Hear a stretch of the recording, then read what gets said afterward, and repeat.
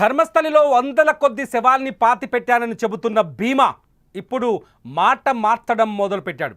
భీమా మాటలో చాలా స్పష్టంగా తెలుస్తోంది, తాను పాతిపెట్టిన చోట శవాలు లేవని, అవి ఎక్కడికెళ్ళాయో అర్థం కాలేదని చెప్పుకొస్తున్నాడు.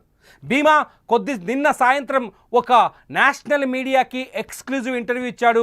ఆ ఇంటర్వ్యూలో చాలా సంచలనాత్మక విషయాలు చెప్పాడు. ఎవరైతే భీమా ఇప్పుడు మీ స్క్రీన్లో చూస్తున్నారో ఇతని గురించి మీకు తెలియనిది కాదు.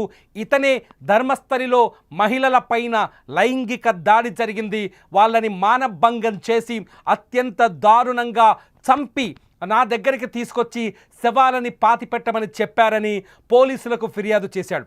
జూన్ 4వ తేదీన చేసిన ఈ ఫిర్యాదు పైన కేరళ ప్రభుత్వం ప్రత్యేక సిట్ను ఏర్పాటు చేసింది.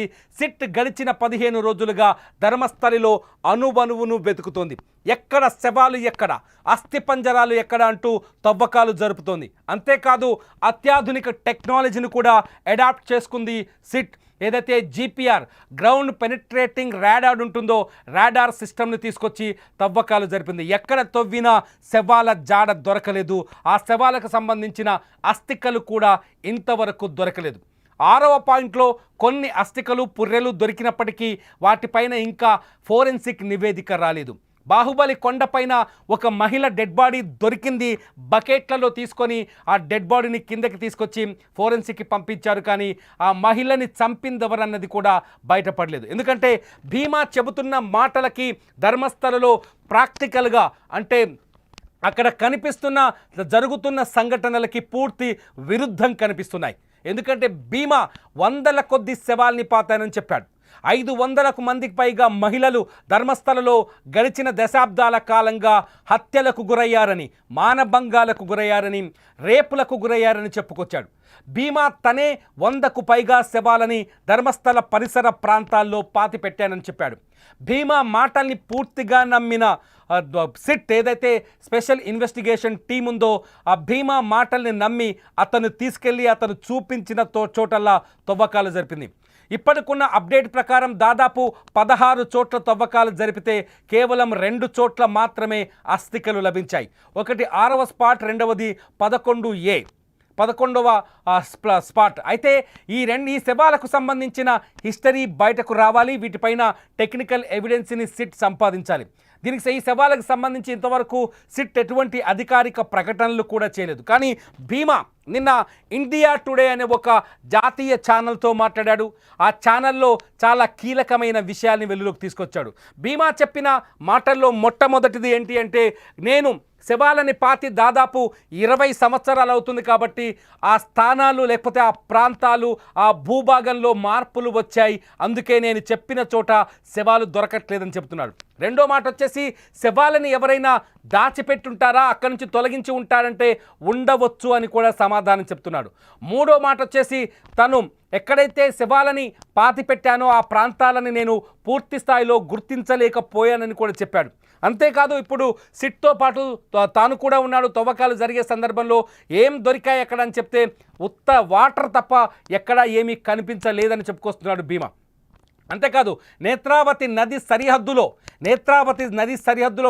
నది ఒడ్డున దాదాపు 70 మంది మహిళల మృతదేహాల్ని పూడ్చిపెట్టానని కొత్తగా ఒక లెక్క కూడా చెబుతున్నాడు. అంతేకాదు ఒక రోడ్డు పైన మనం 13వ స్పాట్ చూసాము. 13వ స్పాట్లో రోడ్డు పైన దాదాపు 10ల సంఖ్యలో అక్కడ నేనే స్వయంగా డెడ్ బాడీని తవ్వి పూడ్చిపెట్టానని చెప్తున్నాడు. ఈ 13వ స్పాట్ పైన మరికొందరు సాక్షులు కూడా ఉన్నారు.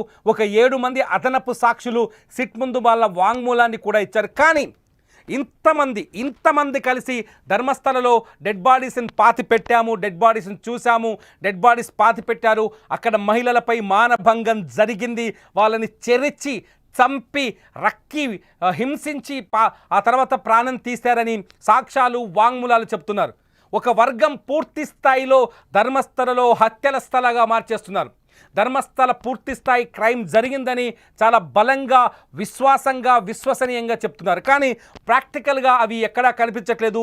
భీమా కూడా ఇప్పటికీ తను మొదట ఏదైతే పోలీసులకు తను ఫిర్యాదు చేశాడో, తన వాంగ్మూలాన్ని ఇచ్చాడో ఆ వాంగ్మూలంపైనే నిలబడి ఉన్నాడు, కట్టుబడి ఉన్నాడు. శవాల్ని పాతింది ఈ చేతులతోనే పాతిపెట్టానని ఇండియా టుడే ఇంటర్వ్యూలో చాలా స్పష్టంగా చెప్పాడు. తాను పాతిన ప్రాంతాలను గుర్తుంచుకున్నానని 20 సంవత్సరాల పాటు నేను ధర్మస్థలలో లేను, అక్కడి నుంచి పారిపోవాల్సి వచ్చింది కాబట్టి 20 ఏళ్ల క్రితం తాను పాతిపెట్టిన చోట్లు కానీ ప్రాంతాలు కానీ నేను సరిగ్గా గుర్తు పెట్టుకోలేకపోవచ్చు, మరొక ప్లేస్లోనైనా ఖచ్చితంగా శవాలు ఉంటాయి, వాటి అస్థికలు దొరుకుతాయనే ధీమాను వ్యక్తం చేస్తున్నాడు. ఎందుకంటే భీమా ఇంకా కాన్ఫిడెన్స్గా ఉన్నాడు, నమ్మకంగా ఉన్నాడు. తాను శవాల్ని పాతిపెట్టిన ప్రాంతాలు సరిగ్గా గుర్తుపట్టలేకపోతున్నానేమో కానీ ఖచ్చితంగా పాతిపెట్టింది మాత్రం అబద్ధం కాదని చెప్తున్నాడు.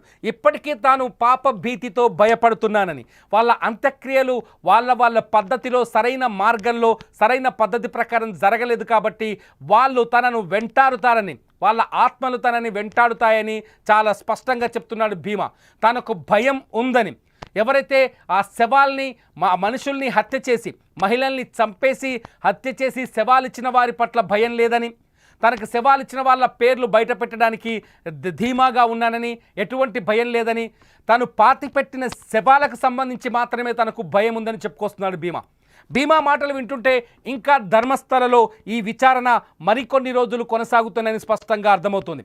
భీమా ప్రస్తుతం బెల్తంగడి జైల్లో ఉన్నాడు. అతనికి పూర్తి సెక్యూరిటీ ఇచ్చారు. ఈ సెక్యూరిటీ మధ్యలోనే ఇండియా టుడే ఛానల్ ఒక సంచలనమైన ఇంటర్వ్యూ చేసింది. ఆ ఇంటర్వ్యూలో భీమా ఎవ్వరూ వినలేని నమ్మలేని నిజాలు మాట్లాడుతూ వచ్చాడు. భీమా మాటలు, అతని గొంతులో ఉన్న ధీమాను చూస్తుంటే ఖచ్చితంగా సిట్ మరికొంతకాలం ధర్మస్థలలో విచారణ జరపాల్సిన అవసరం ఉందని అర్థమవుతోంది. ఇంకొంతకాలం, ఇప్పటికే దాదాపు 16 స్పాట్లలో తవ్వకాలు జరిగాయి, 16 చోట్ల తవ్వకాలు జరిపారు, రాడార్లను తీసుకొచ్చారు, అట్లాగే ప్రొక్లైనర్ల సాయంతో తవ్వకాలు జరుపుతున్నారు. చాలా వేగంగా విచారణని పూర్తి చేయడానికి సిట్ ప్రయత్నం చేస్తోంది. సిట్లో దాదాపు సిట్ సిబ్బంది కూడా భారీ ఎత్తున పనిచేస్తుంది. ఫోరెన్సిక్ టీం ఉంది, ఇక్కడ మండల రెవెన్యూ టీంలు ఉన్నాయి. వీళ్ళందరూ కలిసి చాలా ఆ ఇన్వెస్టిగేషన్ని ముందుకు వేగంగా పూర్తి చేసే ప్రయత్నం చేస్తున్నారు. భీమా చెప్తున్న మాటల్ని చూస్తుంటే సిట్ విచారణ ఇంకా ముందుకు పోతుందనేమో అర్థమవుతోంది. ఎందుకంటే తాను ఇప్పటికీ 16 స్పాట్లు మాత్రమే చూపించాడు, మరికొన్ని స్పాట్లను కూడా చూపించే ఛాన్సెస్ ఉన్నాయి. ఇప్పటికే భీమా ఇంకొక 16 స్పాట్లను గుర్తించినట్టుగా మనకు సమాచారం ఉంది. మొత్తంగా ఇప్పటి వరకు 30 నుంచి 32 స్పాట్లలో తాను శవాల్ని పాతిపెట్టినట్టుగా చూపించాలని తెలుస్తుంది. ఒక ప్రశ్నలో భీమా చెప్పిన సమాధానం వింటే భయం వేస్తుంది. ఎక్కడ ప్రత్యేకంగా ఈ ప్లేస్లో శవాల్ని పాతిపెట్టమని వాళ్ళు మీకు చెప్పలేదా అంటే భీమా చెప్తున్నాడు, ఒకప్పుడు ఇది అటవీ ప్రాంతం, అటవీ భూమి ఎక్కువగా ఉండేది, రోడ్ల విస్తరణ తక్కువగా ఉండేది, ఎక్కడ డెడ్ బాడీ దొరికితే అక్కడే గొయ్యి తీసి పూడ్చిపెట్టేవాళ్ళమని చెప్తున్నాడు భీమా మాటలన్నీ మొత్తం విచారణని మరో మలుపు తిప్పే పరిస్థితి కనిపిస్తుంది. ఎందుకంటే ఇంకా ఈ విచారణ ముందుకు సాగుతుందని అర్థమవుతుంది. ఇప్పటికే కర్ణాటకలో ధర్మస్థల హత్యల వ్యవహారం రాజకీయ దుమారాన్ని రేపుతోంది. బీజేపీ ప్రభుత్వాన్ని తీవ్రంగా వ్యతిరేకిస్తోంది. ఈ సిట్ విచారణ పైన వ్యతిరేకత వ్యక్తం చేస్తోంది. ఏమీ లేని చోట సిట్ తవ్వకాలు జరుపుతుందంటూ బీజేపీ ఎమ్మెల్యేలు మాట్లాడుతున్నారు. ఏకంగా అసెంబ్లీలో సురేష్ కుమార్ అనే ఎమ్మెల్యే హోంమంత్రి పరమేశ్వర్కి ప్రశ్నలు సంధించారు. ఇంకా ఎంతకాలం ఈ విచారణ కొనసాగుతుంది, కనీసం మధ్యంతర రిపోర్ట్ అయినా సిట్ నుంచి తీసుకోవాలని ఆయన ఒత్తిడి చేస్తున్నారు. బీజేపీ చాలా బలంగా విశ్వసిస్తోంది ధర్మస్థల ప్రాశస్త్యాన్ని తగ్గించడం కోసం మాత్రమే అక్కడ ఇటువంటి ఆరోపణలు చేస్తున్నారు, కానీ ఎటువంటి హత్యలు జరగలేదని చెప్పే ప్రయత్నం చేస్తుంది. మొదటి నుంచి బీజేపీ ఎమ్మెల్యేలు కానీ బీజేపీ పార్టీ నాయకులు కానీ ధర్మస్థలలో హత్యలు లేవనే వాదననే బలంగా సమర్థిస్తున్నారు.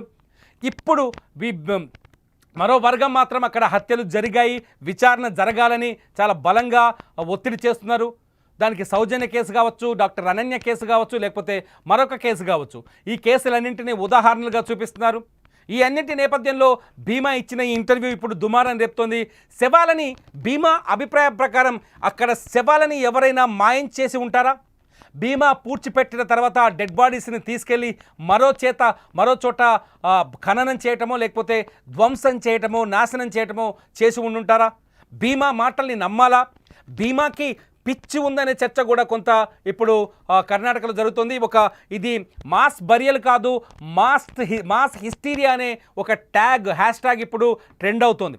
సో భీమా మాటల్ని ఎంతవరకు నమ్మాలి? మీరేమనుకుంటున్నారు?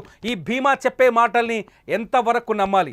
ఇంకా అతని మాటల్లో కనిపిస్తున్న ధీమాని ఎలా చూడాలి? మీరేమనుకుంటున్నారు? ధర్మస్థలలో శవాల అస్థికలు దొరుకుతాయనుకుంటున్నారా, లేదంటే ఈ డ్రామా ఇలాగే కొంతకాలం ముందుకెళ్తుందని మీరు భావిస్తున్నారా? మీరేమనుకుంటున్నారో ఈ వీడియో కింద కామెంట్ చేయండి. లైవ్ అప్డేట్స్ కోసం, ధర్మస్థల అప్డేట్స్ కోసం చూస్తూనే ఉండండి సుమన్ టీవీ డిజిటల్ లైవ్, అట్లాగే సుమన్ టీవీ లైవ్.